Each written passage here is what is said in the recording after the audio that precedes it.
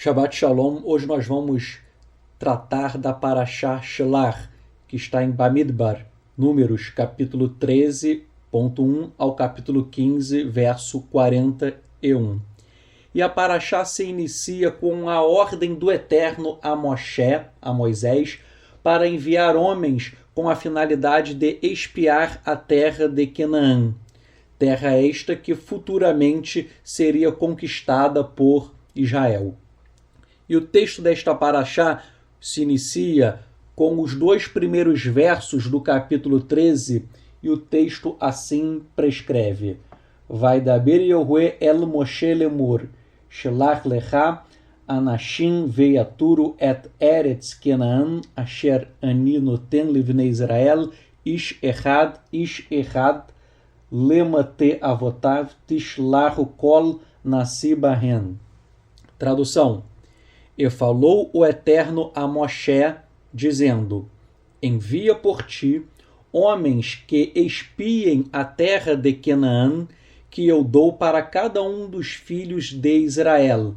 De cada clã ou tribo de seu pai enviarei um líder dentre eles. Então o nome da Parashá é Shelach, que está no verso 2 deste capítulo 13. Shelach significa envie. O Eterno ordenou que fossem enviados, daí Shelach, que é envie, que fossem enviados homens para espiar a terra prometida, a terra de Canaã. E de cada uma das 12 tribos foi escolhido um líder para espiar a terra. Ou seja, foram enviados 12 espiões. Destes 12, conforme veremos, 10 não confiaram na promessa do Eterno de lhes dar a terra prometida.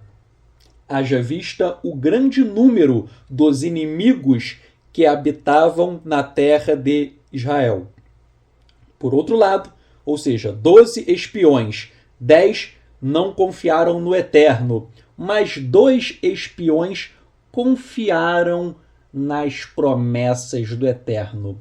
E esses 2 foram Caleb, em português chamado de Caleb, que era da tribo de Yehudá, e o segundo era Roshea, Oséias, da tribo de Efraim.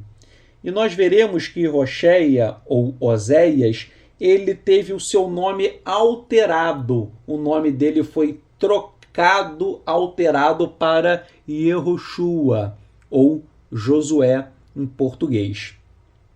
De todos os hebreus com 20 anos ou mais que estavam no deserto e permaneceram lá por 40 anos, somente Caleb e Yehoshua, Josué, conseguiram entrar na terra prometida. Todos os outros com 20 anos ou mais morreram no caminho, morreram no deserto. Mas Caleb e Yehoshua lograram êxito. E temos algumas questões importantes que extraímos daí. Caleb provém da tribo de Yehudá e Yehoshua da tribo de Efraim. Vejam, os 2 tipificam a casa de Yehudá, Caleb, e a casa de Efraim, Yehoshua, que são justamente as 2 casas que, unidas, formam a totalidade do reino de Israel. Estas 2 casas lideraram a conquista da terra prometida no passado.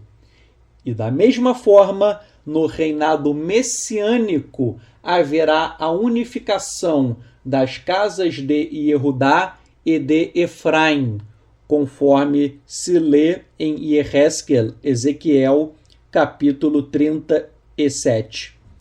Disto, nós aprendemos que a casa de Efraim tem que aparecer.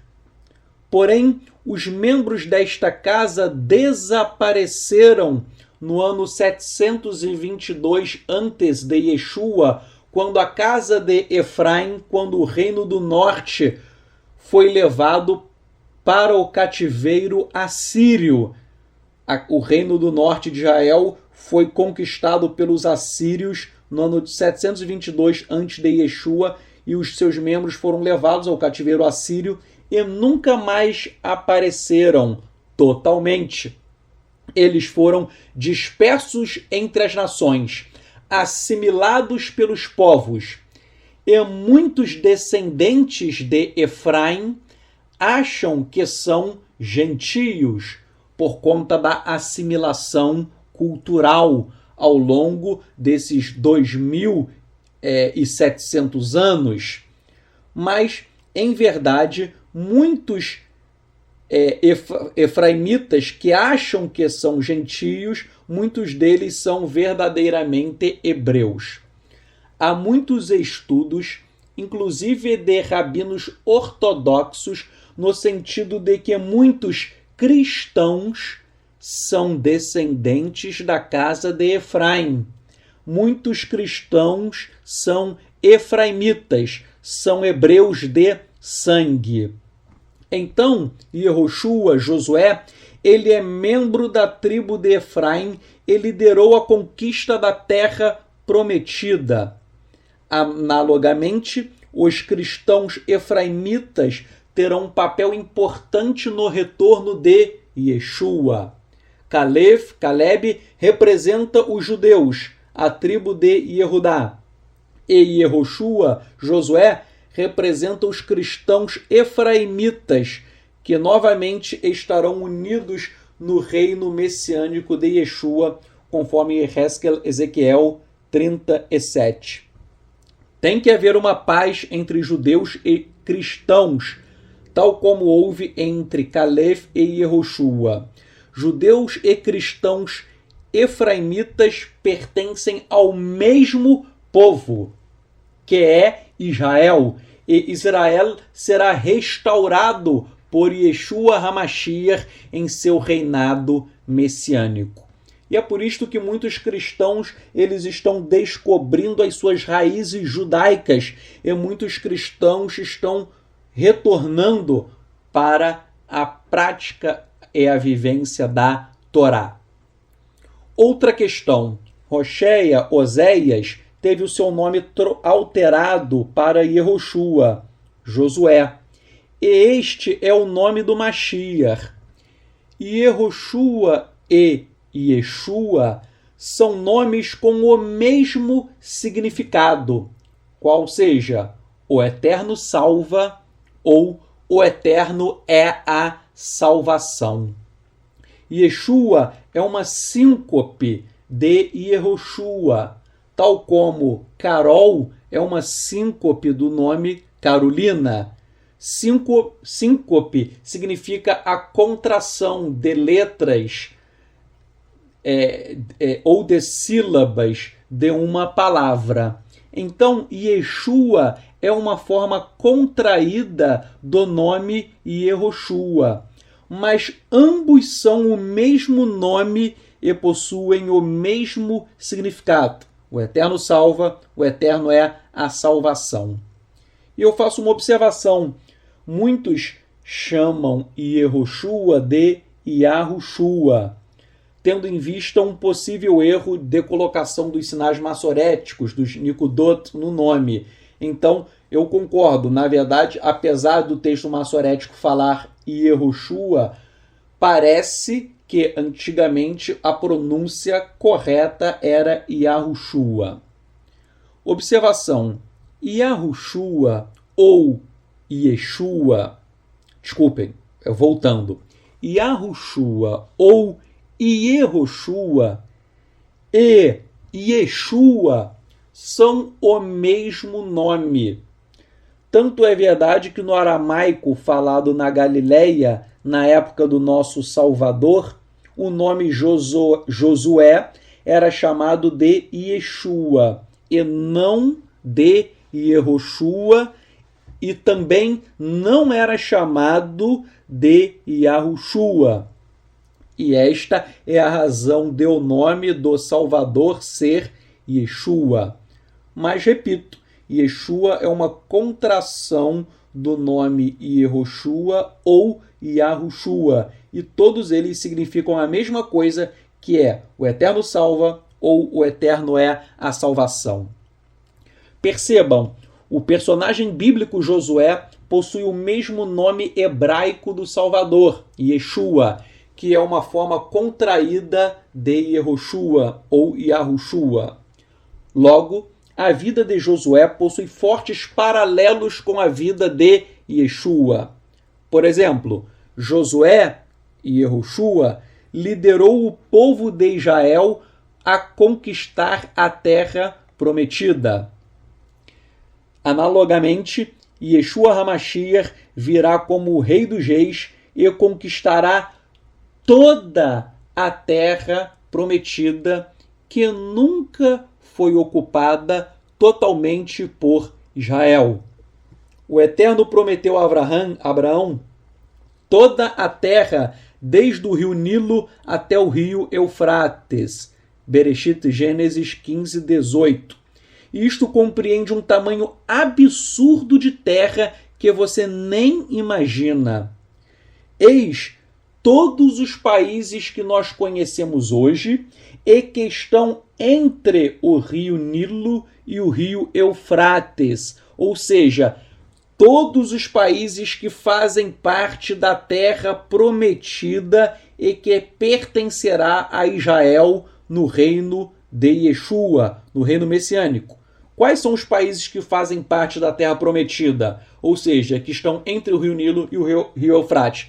São Egito, Sudão, Eritreia, Jordânia, Síria, Israel, Líbano, Iraque, Arábia Saudita, Iêmen, Omã, Kuwait, Emirados Árabes e Catar. Todos esses países pertencerão a Israel no reino de Yeshua, pois eles estão entre o rio Tigre, desculpem-me, entre o rio Nilo e o rio Eufrates. Prosseguindo e retornando a Paraxá, nós vemos um outro paralelo entre a vida de Yehoshua, Josué, e a vida de Yeshua HaMashiach. Afirma o Targum que Moshe alterou o nome de Rocheia para Yehoshua quando viu a humildade daquele homem.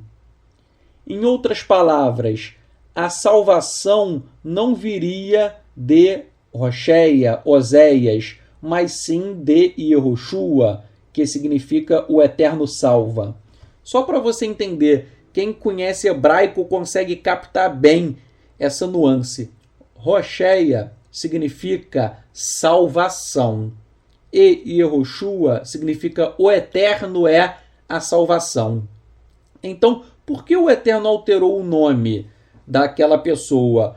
Porque não era o homem que traria a salvação. Rocheia é salvação. Não seria o homem que iria levar a salvação. Mas a salvação vem do Eterno. E como eu digo a salvação vem do Eterno? Yehoshua. Yehoshua significa o Eterno é a salvação, o Eterno salva. Então, houve uma troca de nomes para demonstrar que a salvação não vem do homem, a salvação vem do Eterno. Por isso é Yehoshua, o Eterno salva.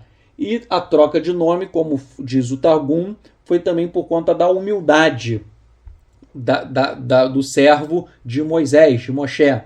E da mesma forma, Yeshua HaMashiach, a sua vida também foi marcada por uma extrema humildade. E Yeshua, nós lemos que ele veio de uma forma totalmente humilde. E isto demonstra o paralelo com a vida de Josué.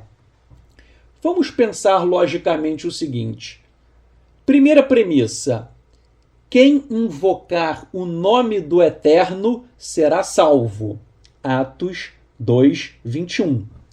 Segunda premissa. Quem invocar o nome de Yeshua será salvo.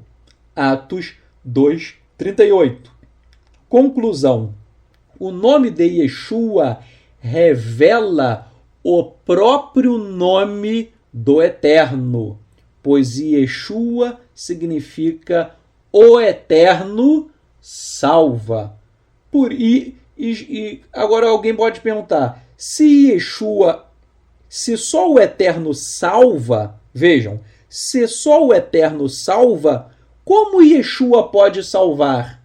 Ora, Yeshua pode salvar porque Yeshua é uma emanação do Eterno. O Espírito do Mashiach, o Espírito que habitava em Yeshua, não era um espírito humano, era o Espírito do próprio Eterno. E o próprio texto em aramaico de Atos 2:36 afirma que Yeshua é o Eterno. Vejam, o espírito do Mashiach, Yeshua veio em carne humana, mas o espírito que estava em Yeshua, o espírito do Mashiach, é o próprio espírito do Eterno. E isso não é invenção do cristianismo, não.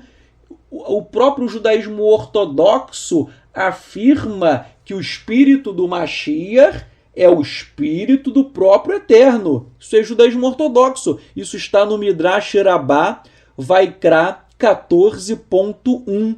Repetindo, Midrash Rabbah, Vaikra 14.1 diz que o espírito do Mashiach é o espírito do próprio Eterno. Então, o espírito de Yeshua não era um espírito humano, mas sim o espírito do Eterno. Voltemos a Parashá. Dos 12 espiões, 10 tiveram medo dos habitantes da terra prometida, visto que eram homens de altíssima estatura, os Nefilim, capítulo 13, versos 30 a 33. Estes homens, eles eram conhecidos como gigantes, e descobertas arqueológicas já identificaram ossadas de homens que deveriam medir de 3 a 4 metros de altura. No Texas, há um museu com ossos de homens de quase 4 metros de altura. É uma coisa impressionante. Às vezes na internet as pessoas colocam imagens falsas. Há pessoas que fazem um Photoshop e colocam imagens de ossos falsos. Mas existem realmente descobertas arqueológicas que existiram gigantes na face da terra. E eram esses gigantes que habitavam a terra de Canaã e causaram medo aos 10 espiões hebreus. E quem eram esses gigantes que causaram pavor nos espiões? Ora, tanto o Yalkut Shimoni, que é uma antologia midrásica, quanto o comentarista Rashi e o livro de Hanor, Enoque, eles afirmam que anjos caídos tiveram relações com mulheres aqui na Terra e geraram estes gigantes. Então esses gigantes, eles são frutos, eles são o produto da relação sexual de anjos caídos com mulheres. Tanto é que o nome Nefilim, que aparece na Bíblia, até a Bíblia em português o chamam de Nefilim. Nefilim significa os caídos. Nefilim em hebraico significa os caídos, que é uma alusão a estes anjos caídos. Então, esses gigantes, eles são descendentes destes anjos caídos e eles deixaram os espiões com muito medo. E após o relato dos espiões sobre estes gigantes, o povo começou a murmurar contra o Eterno. Isso está no capítulo 14. E disseram que seria melhor retornar ao Egito, de tanto medo que eles estavam. E esta murmuração demonstra uma falta de emuná, ou seja, fé, confiança, fidelidade. Eles não tiveram emuná, fé, confiança, fidelidade em relação ao Eterno. E Elohim já tinha feito tantos milagres. Ele mandou as 10 pragas no Egito, ele abriu o Mar Vermelho, o maná caía todos os dias, exceto no Shabat. O Eterno mandou codornas descerem dos céus. Não teria o Eterno poder para fazer com que eles vencessem aqueles gigantes? É claro que sim, porém o povo murmurou pela falta de fé, pela falta de emuná. E no capítulo 14, verso 22, afirma-se que o povo testou o Eterno, o povo murmurou contra o Eterno 10 vezes. E o Talmud enumera estes 10 episódios no tratado de Errim, Errim 15a e b. E nós vemos como o povo de Israel foi murmurador. E em razão da incredulidade do povo, Caleb e Yehoshua rasgaram suas vestes e exortaram o povo severamente. Por incrível que pareça, o povo decidiu apedrejar Caleb e Yehoshua. Vejam, Caleb e Yehoshua eram homens fiéis ao Eterno, mas o povo murmurou, eles rasgaram as suas vestes e o povo decidiu apedrejá-los. Vejam quão dura é a cerviz do povo de Israel. Mas quando o nosso povo iria apedrejar Caleb e Yehoshua, apareceu a glória do Eterno, e o Eterno disse que iria exterminar aquele povo. E nós lemos que Moshe intercede perante o Eterno, invocando a sua Hesed, a sua graça, e o Eterno perdoa o povo de Israel. Apesar do perdão, o pecado traz consequências. Disse o Eterno que aquela geração que viu a sua glória e os seus sinais, e mesmo assim foi incrédula, aquela geração não entraria na terra prometida. De toda aquela geração, só Caleb e Yehoshua entraram na terra prometida porque foram fiéis ao Eterno. Caleb ele era muito fiel. Isso não está escrito na Torá, mas só a título de ilustração, não que isso necessariamente seja verdadeiro, mas o Talmud em Sotá 35, ele disse que Caleb ele disse aos espiões incrédulos, ele disse o seguinte: Ele, o Eterno, nos tirou do Egito, Ele, o Eterno, dividiu o mar para nós, e Ele, o Eterno, nos alimentou com o maná. Se Ele nos diz, construam uma escada e subam aos céus, nós não o escutaremos?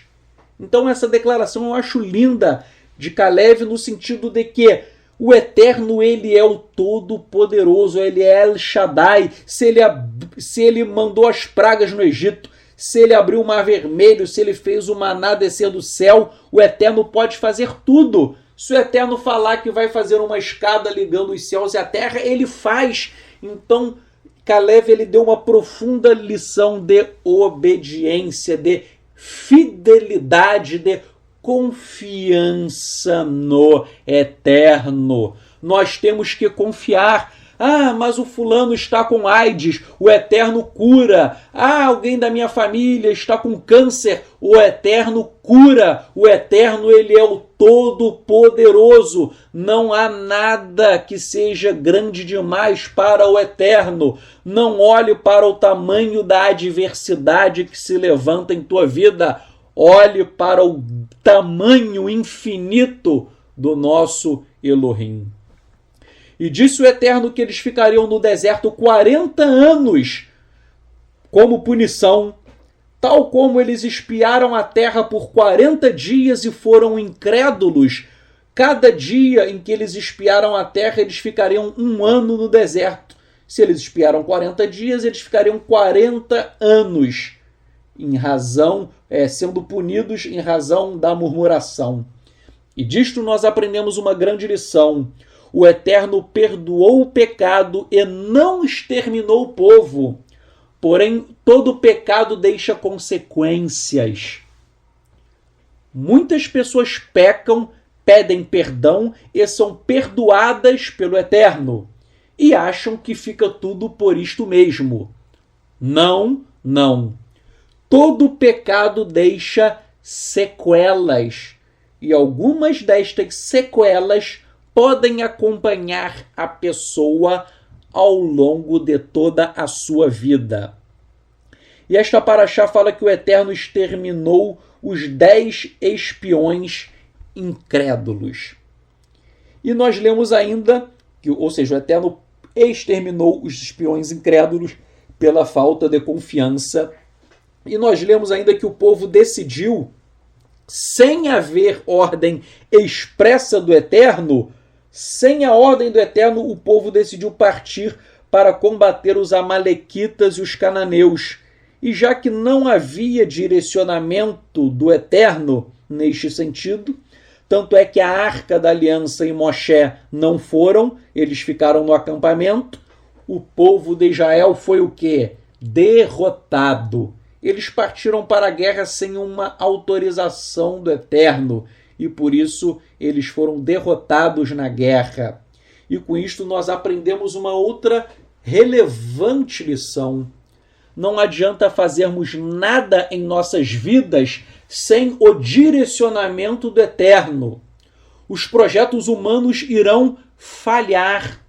E ainda que o projeto humano logre êxito, se ele não contar com a aprovação do Eterno, o projeto humano será execrável, abominável.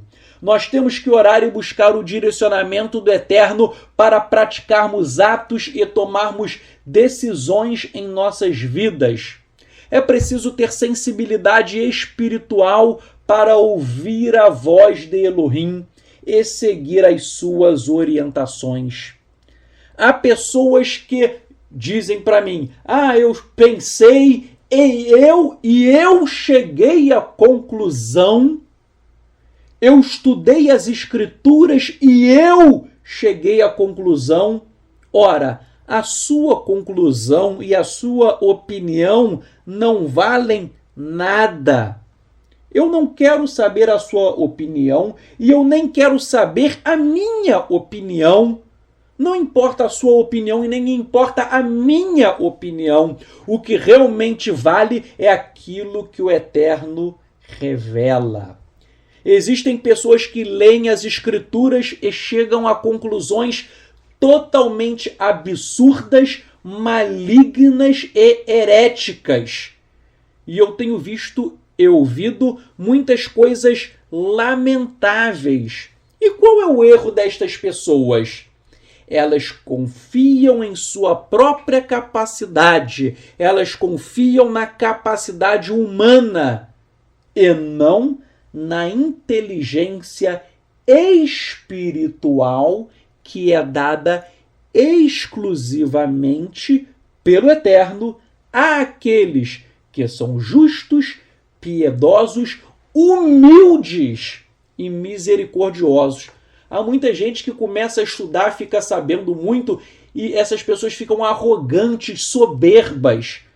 Entrou a arrogância, entrou a soberba no teu coração, você estuda e sabe muito, mas ficou orgulhoso, ficou soberbo, sabe o que o Eterno vai fazer?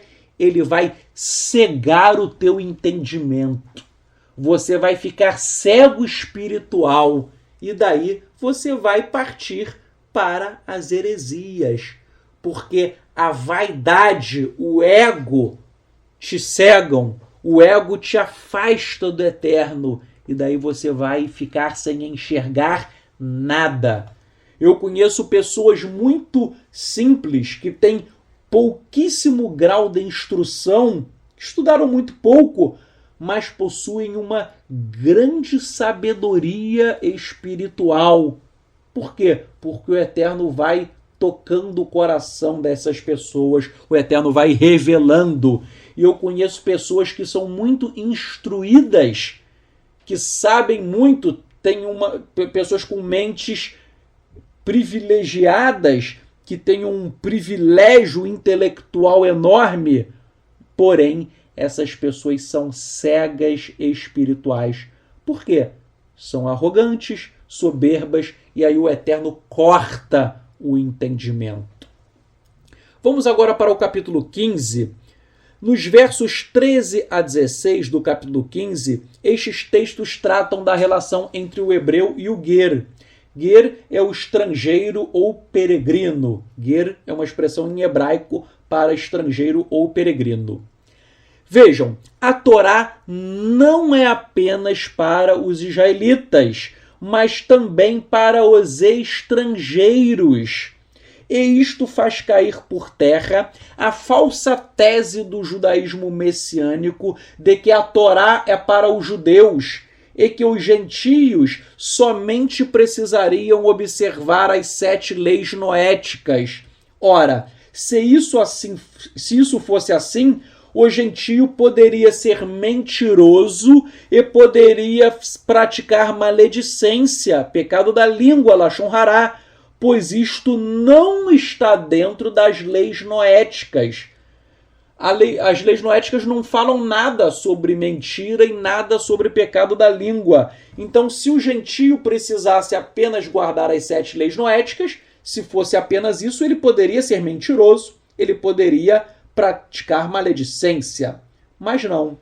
A Torá é a instrução do Eterno para toda a humanidade e a Torá se aplica tanto para os hebreus quanto para os estrangeiros. Isto está em Bamidbar, Números, capítulo 15, verso 16, que está escrito: uma mesma Torá e um mesmo direito haverá para vós e para o estrangeiro que peregrina convosco. Vejam, uma mesma Torá, um mesmo direito há para vós, israelitas, e para o estrangeiro, para o ger. Então, a Torá é uma só, tanto para judeus quanto para gentios. E nós lemos que o estrangeiro também poderia trazer uma oferta sacrificial para o Eterno, razão pela qual nós concluímos que os estrangeiros também recebiam o perdão do Eterno pelos pecados cometidos. Bamidbar, Números 15, 26, é bem claro neste sentido, de que o Eterno ele recebia os sacrifícios dos estrangeiros e o Eterno perdoava o pecado dos estrangeiros. Ora, então, tanto os hebreus quanto os estrangeiros poderiam oferecer sacrifícios e receber o perdão do Eterno. Isto prova que o Eterno não salvava apenas os israelitas, como também o ger, o estrangeiro. E por este texto da Torá, nós percebemos que tanto os hebreus quanto os estrangeiros eram salvos pelo Eterno, recebiam um lugar no mundo vindouro, recebiam a vida eterna. E mais, estes estrangeiros, eles eram gentios incircuncisos, e o Eterno disse que iria perdoar os seus pecados. Bamidbar, Números 15, 26. O Eterno perdoaria os pecados dos estrangeiros, ainda que eles estivessem no estado de incircuncisão. E onde eu quero chegar? Eu quero chegar no seguinte ponto: sempre houve salvação para gentios incircuncisos. E o Eterno nunca obrigou que estrangeiros fossem circuncidados. O estrangeiro poderia fazer a circuncisão, a Brit Milá, caso optasse por ela. E assim ele se tornaria um autêntico hebreu. Shemot, Êxodo 12, 48. Repetindo, um estrangeiro, caso fizesse a Brit Milá, um estrangeiro, caso fizesse a circuncisão, ele se tornaria hebreu. Êxodo 12, 48. Porém, em nenhum momento a Torá obriga a circuncisão de estrangeiros para que estes possam servir ao Eterno. Tanto é verdade que o Eterno disse que aceitaria as ofertas sacrificiais de estrangeiros incircuncisos e iria perdoar os seus pecados. Bamidbar, Números 15, versos 13 a 16 e o verso 26. Assim sendo, Se a Torá não obriga a circuncisão de estrangeiros, nem Yeshua e nem Shaul, Paulo, determinaram a circuncisão de gentios.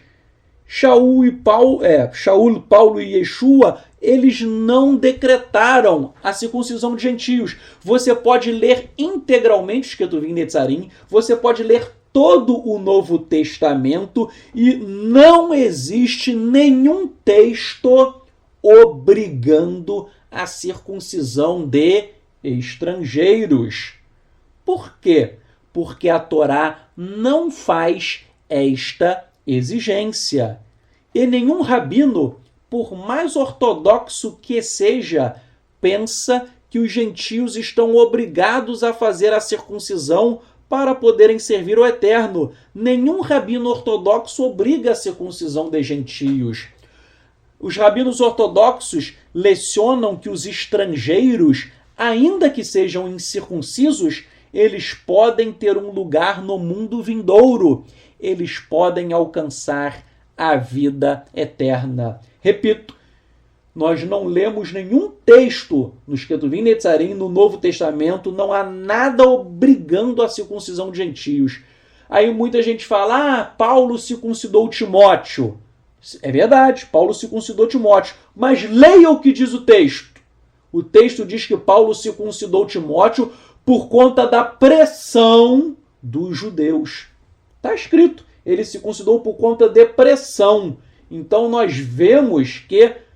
E outra coisa, Timóteo ele poderia passar pela circuncisão, por quê? Porque Timóteo, ele era descendente de judeu. A mãe dele era judia. Então, se a mãe dele era judia, ele tinha que fazer a circuncisão.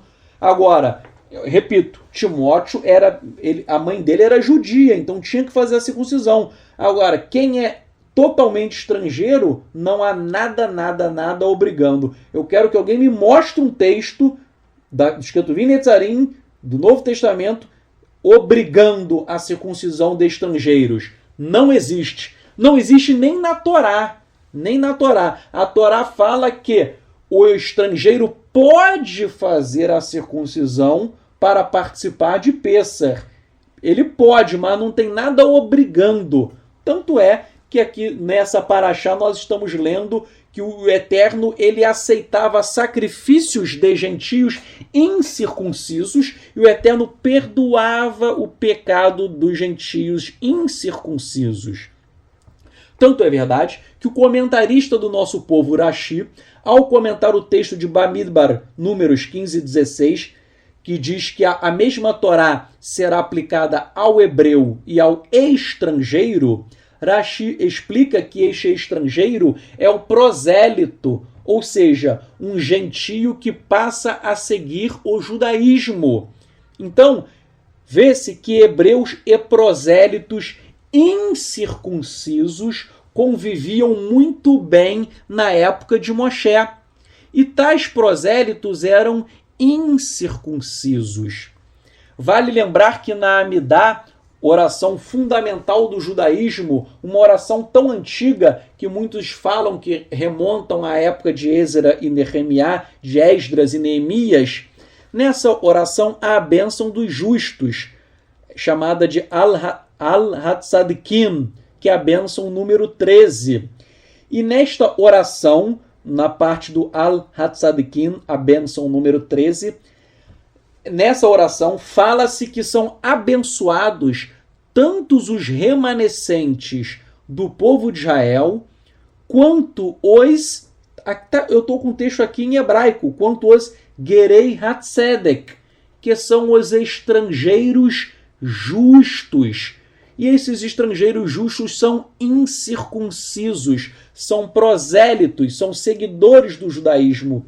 Então, na própria Amidá, há uma bênção tanto para o povo de Israel quanto para os Gerei Hatzedek, que são gentios incircuncisos. Então, repito, na Amidá há uma bênção tanto para os hebreus quanto para os gentios incircuncisos, que são prosélitos, que seguem, que servem o Eterno. E vejam, nós lemos em Atos, 2:11, em Atos 2:11, consta que prosélitos incircuncisos estavam em comunhão com os judeus. Já em Atos 13:43, nós lemos que havia judeus de nascimento e prosélitos que são incircuncisos, e eles estavam na sinagoga com Shaul, com Paulo. Por sua vez, em Atos 6:5, nós lemos que havia um prosélito chamado Nicolau, e ele era um homem cheio de fé e cheio da Ruach HaKodesh. Por sua vez, em Atos 10, há uma narrativa de que vários gentios incircuncisos receberam a imersão em Ruach HaKodesh, conhecido popularmente como batismo com o Espírito Santo. E no verso 34 do capítulo 15, Kefá, Pedro, ele diz que o Eterno não faz acepção de pessoas, isto é, o Eterno não faz acepção entre incircuncisos e circuncisos. Aos olhos do Eterno, todos são iguais, circuncisos e incircuncisos. Resumindo tudo que eu falei, a Torá faculta a circuncisão do estrangeiro, mas ela não obriga a circuncisão de um gentio. A Torá não obriga a circuncisão de um gentio. O gentio pode passar pela circuncisão, mas isso é uma opção pessoal, é uma faculdade. Ele pode, mas ele não está obrigado. 2. A Torá assegura um relacionamento entre o estrangeiro incircunciso e o Eterno, desde que o incircunciso obedeça aos mandamentos da Torá. Então, o camarada pode ser incircunciso e ter um bom relacionamento com o Eterno. Ele pode ser um bom servo do Eterno. 3. Nós não lemos nenhuma ordem de Yeshua para circuncidar estrangeiros. Se Yeshua fizesse isso, ele estaria descumprindo a Torá, pois, repito, a Torá não obriga a circuncisão de estrangeiros. 4. Shaul, Paulo, também não decretou a circuncisão de estrangeiros. Pelo contrário, se você ler as escrituras, você vai ver que Shaul, que Paulo, ele nunca incentivou. Pelo contrário, parece até que ele não estimulava, e é verdade, ele não estimulou a circuncisão de estrangeiros. E 5. A Amidá reconhece que gentios incircuncisos são abençoados pelo Eterno. Conclusão: é obrigatória a circuncisão dos hebreus. Gentios não estão obrigados a fazer a circuncisão, mas poderão fazê-la por opção pessoal e não por legalismo. Estou dizendo isso que há muito gentio que está fazendo a circuncisão por legalismo. Eles acham que serão seres superiores caso sejam circuncidados, caso façam a Brit Milá. Eles acham que por fazerem a Brit Milá, a circuncisão, eles serão seres superiores, eles serão melhores do que os outros. E isto é orgulho, vaidade, isto é uma abominação. Se você faz a circuncisão achando que agora você é melhor do que o outro, que você é superior ao incircunciso, eu falo para você, o teu ato de justiça não passa de trapo de imundícia. Você praticou algo abominável aos olhos do Eterno, pois o seu coração se encheu de orgulho e de vaidade. E se você é orgulhoso e vaidoso, você não tem lugar no mundo vindouro. Muita gente quer se achar superior. Vejam, essas pessoas sofrerão severo juízo do Eterno. Outro tema relevante, se você ler o capítulo 15, versos 27 a 31, leia com atenção. Se alguém cometer um pecado de forma involuntária, um pecado não intencional, esta pessoa poderá receber o perdão do Eterno, caso se arrependa. Porém, se essa pessoa pecou de forma intencional, de forma proposital, 15 verso 30, esta pessoa será culpada por ofender o Eterno e ela será eliminada. Com isto, nós aprendemos o quê? Não brinque com o Eterno achando que você pode pecar e logo depois receberá o perdão. Somente a garantia de perdão para os pecados involuntários. Quem pecou de forma proposital não receberá perdão. Tanto é que Ivrim, Hebreus, capítulo 10, versos 26 a 27, esse texto fala que quem conheceu Yeshua e continua pecando voluntariamente, somente resta aguardar o juízo do fogo. Está escrito em Hebreus 10, 26, 27. Se você conhece Yeshua e continua pecando, não resta outra solução para a tua vida. Você vai sofrer o juízo do fogo. Pergunto, você pode receber perdão do Eterno por um pecado voluntário, intencional? Eu respondo, até pode, tal como recebeu David. O rei David, ele cometeu um pecado intencional e ele foi perdoado. Porém, não há uma garantia. Aquele que peca intencionalmente, achando em sua mente, em sua cabeça, que logo depois será perdoado, este será condenado, salvo se o Eterno abrir uma exceção e perdoá-lo.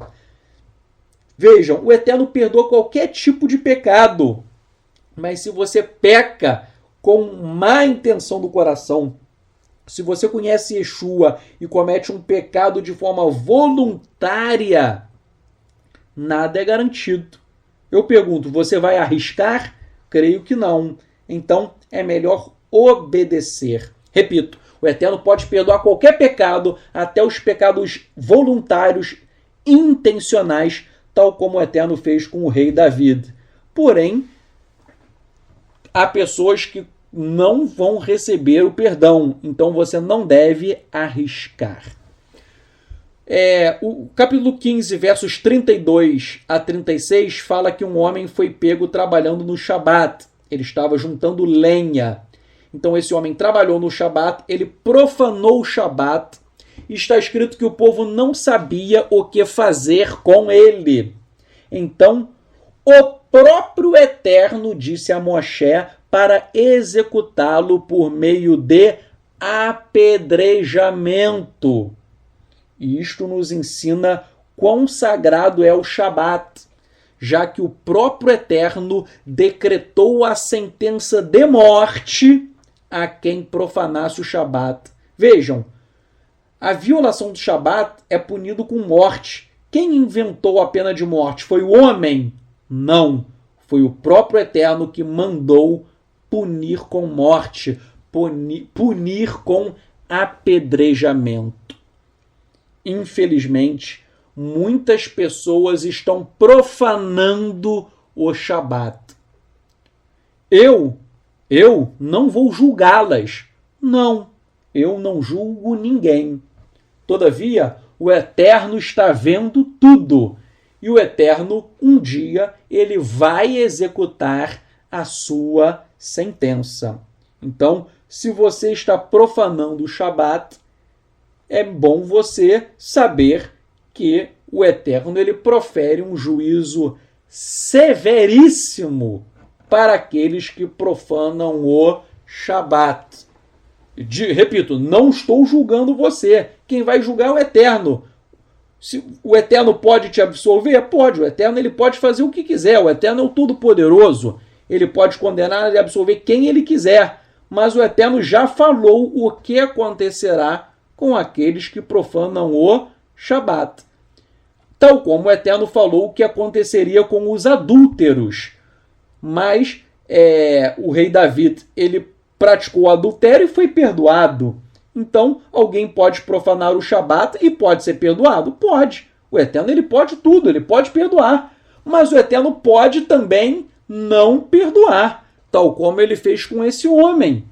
Estou dizendo isso porque o Eterno ele pode tudo, ele pode perdoar, mas o Eterno disse que ele vai condenar por esse pecado. Então, eu repito, não vale a pena arriscar.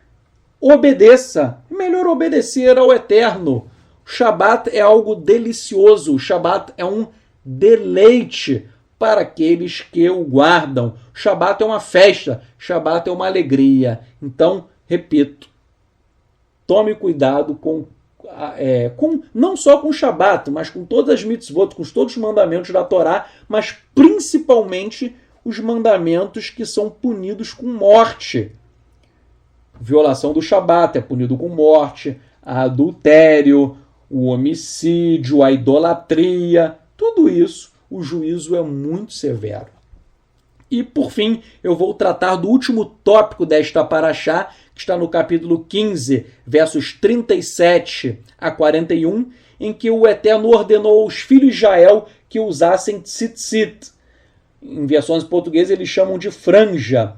O Eterno usar tzitzit nos 4 cantos de sua roupa. E como seriam estas franjas, estas tzitziot? O verso 38 diz que seriam petil terrelet, ou seja, um cordão azul. Terrelet, azul. Então, a tzitzit tem que ser na cor azul. Isto serve para... E por que o Eterno ordenou que o tzitzit deveria ser terrelet, da cor azul? Ora, isto serve para que a pessoa olhe para o cordão azul e se lembre das mitzvot, dos mandamentos do Eterno. Então, a tzitzit é um objeto com a finalidade memorial, isto é, trazer à memória os mandamentos do Eterno para cumpri-los. O ser humano ele é atraído por tudo aquilo que ele vê, tanto coisas boas quanto coisas más. Nós vemos e essas coisas boas ou más, elas nos atraem. Então, quando a pessoa olha para a tzitzit, ela se recorda do Eterno com mais intensidade e passa a controlar os maus impulsos do coração. E por que o cordão azul? No século II depois de Yeshua, o rabino Meir explicou. O fio azul das tzitziot, o fio azul, lembra a tonalidade do mar. E o mar espelha o azul do céu. E o céu reflete a radiância do trono da glória de Elohim. Ou seja, o azul nos lembra do céu, o lugar do trono do Eterno. E assim nós nos lembramos que seremos julgados por ele. E, consequentemente, nós nos esforçamos mais para cumprirmos os seus mandamentos, as suas mitzvot. Como vimos, a Torá fala que o cordão tem que ser azul, terrelet. Logo, nós netzarim, nós nazarenos, não usamos tzitzit de cor branca, como o fazem os judeus tradicionais. Se a Torá diz que tem que ser azul, então nós usamos azul. Os judeus tradicionais eles usam tzitzit branca, pois eles dizem que o azul, o tom de azul, somente poderia ser extraído do rilazon, que é uma espécie de molusco, e que este molusco não existe mais. Porém, vejam, a Torá não diz com o que deve ser feita a tzitzit. E ela não diz com o que deve ser extraído o tom do azul. Terrelet, ela só diz que tem que ser azul. Logo, pode ser um azul obtido com qualquer tipo de tintura, desde que lembre o mar, o céu. Bom lembrar que o Eterno ordenou ao povo fazer tzitzit no deserto. E daí eu pergunto, no deserto havia rilazon? No deserto havia um molusco? É claro que não. Vejam, nosso povo estava no deserto não havia um molusco. Então como eles iam fazer do molusco? E não era feito de rilazon. Logo, cai por terra a teoria do judaísmo tradicional, no sentido de que somente poderia ser feito o azul da tzitzit caso fosse extraído do molusco rilazon. E vejam, ainda sobre tzitzit, existem várias formas de se amarrar a tzitzit, de acordo com as tradições dos mais diferentes grupos. Tradição sefaradita, ashkenazita, caraíta, judeus e iemenitas, há várias formas de se amarrar tzitzit. Eu, particularmente, eu estou usando agora, e uso muito também, tzitziot no estilo caraíta. Tem alguns modelos caraítas, mas eu uso um em que a amarração é da seguinte maneira. Eu acho bonito o significado. Vejam, tzitzit possui o valor numérico de 600. Cada letra hebraica possui o valor de um número. E a palavra tzitzit, se você pegar as letras da palavra hebraica tzitzit e fizer o somatório, a palavra tzitzit possui um valor numérico 600. E na minha tzitzit são dados 5 nós para representar os 5 livros da Torá.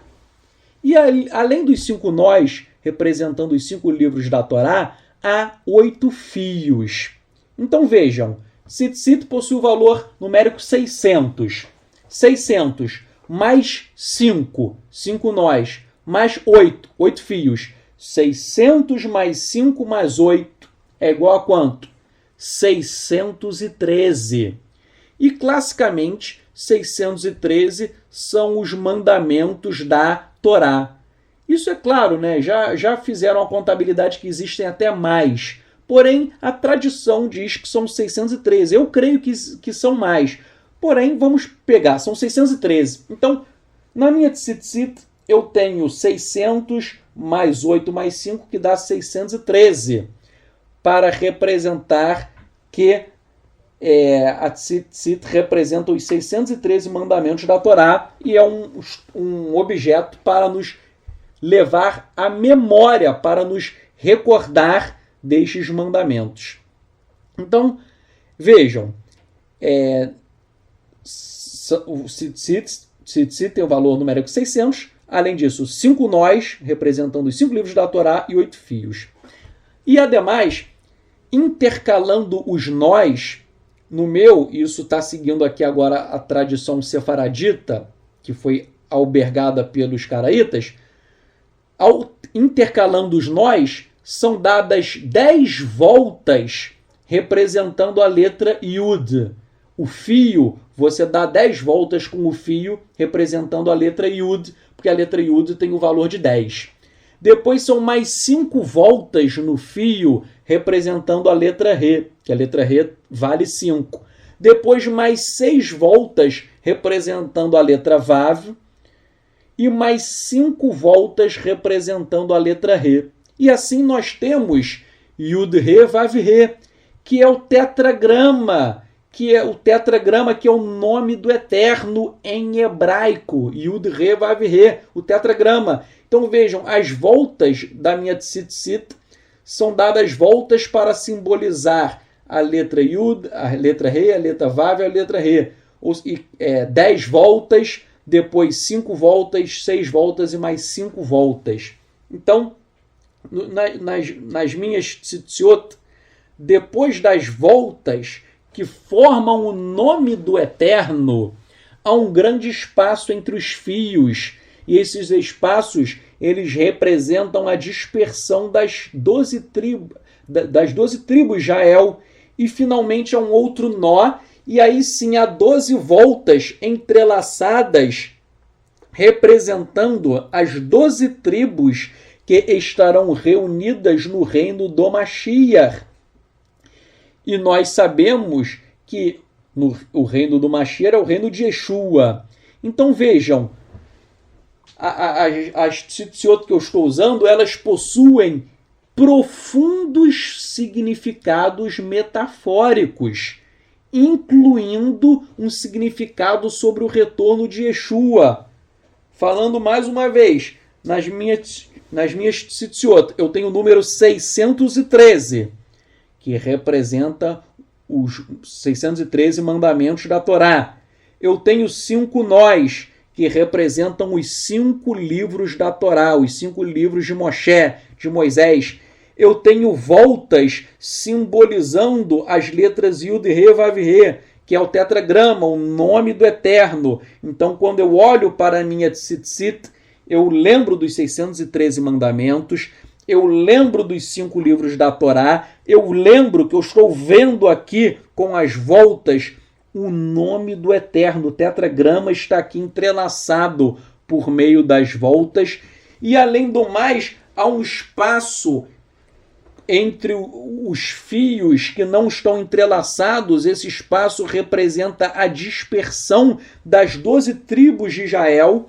E depois vem mais um outro nó, e eu tenho 12 voltas entrelaçadas. E dizem os caraítas não creem em Yeshua, eles não creem em Yeshua, mas eles dizem que essas 12 voltas representam a unificação das 12 tribos no reino do Mashiach. E nós sabemos que o reino do Mashiach é o reino de Yeshua. Então vejam, esse tzitzit meu, ele é caraíta, mas ele aponta expressamente para o reinado de Yeshua. Ele tem uma simbologia profética muito forte. Não é? Quando eu olho para tzitzit, estou olhando agora, quando eu olho, eu me lembro de todas essas coisas, eu me lembro inclusive de que Yeshua voltará para estabelecer o seu reino aqui na terra. Eu estou vendo aqui as 12 voltas, as 12 tribos, elas estão entrelaçadas no reino do Mashiach e Yeshua. Isso me lembra que Yeshua veio, morreu, ressuscitou, mas a nossa esperança verdadeira é que Yeshua voltará. E para finalizar, Yeshua usava tzitzit? Ele usava tzitziot, né, no plural? Resposta, sim. Yeshua usava. Leia Matitiarro, Mateus 9:20 e 14:36. Yohanan Marcos 6.56 e Lucas 8:44. Inclusive, você vai ler que a mulher com o fluxo de sangue, ela foi curada ao tocar a tzitzit de Yeshua. As traduções em português não usam, nesses textos que eu citei, as traduções em português não usam o nome tzitzit, mas trata-se realmente de tzitzit. Você lendo, né, por exemplo, o texto hebraico de Shantor fala da tzitzit de Yeshua. Eu quero dizer o seguinte ainda. Então, finalizando, Yeshua usava tzitzit sim, por mais que as Bíblias em português não usem esse nome, na verdade é isso que Yeshua usava. As Bíblias traduzem como franjas, ou como as orlas do vestido do manto de Yeshua, mas essas orlas ou franjas são as tzitziot. E eu quero dizer ainda o seguinte, é errado querer enfeitar-se com tzitzit, é errado querer fantasiar-se com tzitzit ou idolatrar a tzitzit. Tem gente que está idolatrando a tzitzit. Idolatria é pecado mortal, é o abominável aos olhos do Eterno. Então vejam, você pode usar tzitzit, mas não com a intenção de exibir-se, não com a intenção de enfeitar-se, e não para idolatrar a tzitzit. Tzitzit se trata de um objeto para nos lembrar das mitzvot, dos mandamentos do Eterno. E o que realmente importa é o cumprimento dos mandamentos do Eterno. Não adianta usar tzitzit e não cumprir os mandamentos. Tzitzit é para ser usado por aquele que realmente cumpre as mitzvot, os mandamentos do Eterno. O principal é cumprir, é obedecer. Vamos fazer uma tefilá, uma oração. Eterno, nós oramos e te agradecemos. Avinu Malkenu Sheba Shamayim Elohei Haivrim. Nós te agradecemos por este estudo e que tudo aquilo que nós aprendemos hoje nós possamos colocar em prática. Que isto não entre no nosso coração e desapareça em seguida, mas que a tua Torá ela esteja escrita no nosso coração. Que a tua Torá esteja escrita não em tábuas de pedras, mas nas tábuas do nosso coração, e que nós possamos fazer a tua vontade. Como disse Yeshua, nem todo aquele que diz Senhor, Senhor entrará no reino dos céus, mas sim aquele que faz a vontade do Pai que está nos céus, aquele que obedece aos seus mandamentos. Eterno, ajuda-nos a cumprir a tua vontade consignada na Torá, ajuda-nos a cumprir as lições profundas que Yeshua nos ensinou, que nós possamos te obedecer e tenhamos um lugar maravilhoso no mundo vindouro.